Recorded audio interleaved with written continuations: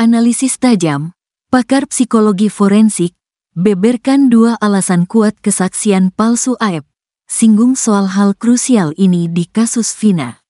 Nama Aep menjadi perbincangan hangat publik dalam pusaran kasus pembunuhan Eki dan Vina Cirebon.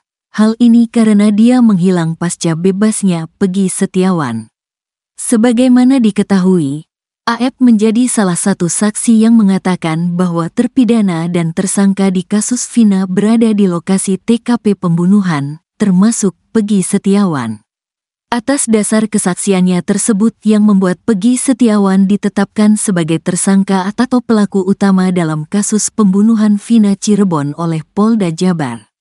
Namun, belakangan terungkap bahwa penetapan status tersangka Peggy Setiawan tidak sah dan harus dibatalkan demi hukum. Majelis Hakim mengabulkan gugatan pra-peradilan untuk membebaskan Peggy Setiawan dari penetapan status tersangka dari Polda Jabar.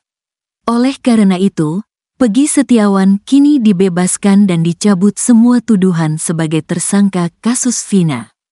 Di mana hal ini membuat publik bertanya-tanya soal pengakuan Aep yang melihat Peggy Setiawan berada di lokasi kejadian perkara saat Vina dan Eki dianiaya hingga tewas.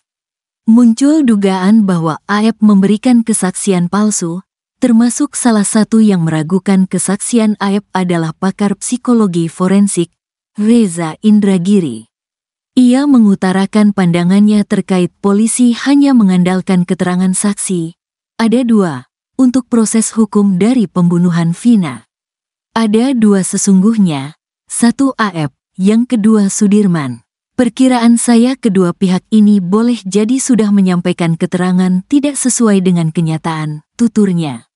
Berarti terbuka kemungkinan berupa keterangan palsu atau kebohongan. Tapi tinggal lagi menurut saya perlu dibedakan cara otoritas penegakan hukum menyikapi seorang Aep dengan cara menyikapi seorang Sudirman, terangnya. Di sisi lain, sisi benang merah terkait validitas keterangan dari Aep dan Sudirman tampaknya sungguh sangat diragukan. Bahkan patut untuk dicurigai bahwa sekali lagi keterangan mereka mengandung keterangan sifatnya palsu, kata dia. Presenter Tiffen menanyakan soal posisi Aep dalam memberikan kesaksian kepada polisi. Menjawab hal tersebut, Reza Indragiri mengaku pernah berkunjung di lokasi TKP pembunuhan di Cirebon. Saya mencoba melakukan simulasi, di mana titik atau lokasi yang disebut-sebut sebagai tempat penganiayaan terhadap kedua korban, dan di mana gerangan posisi Aep berada, tuturnya.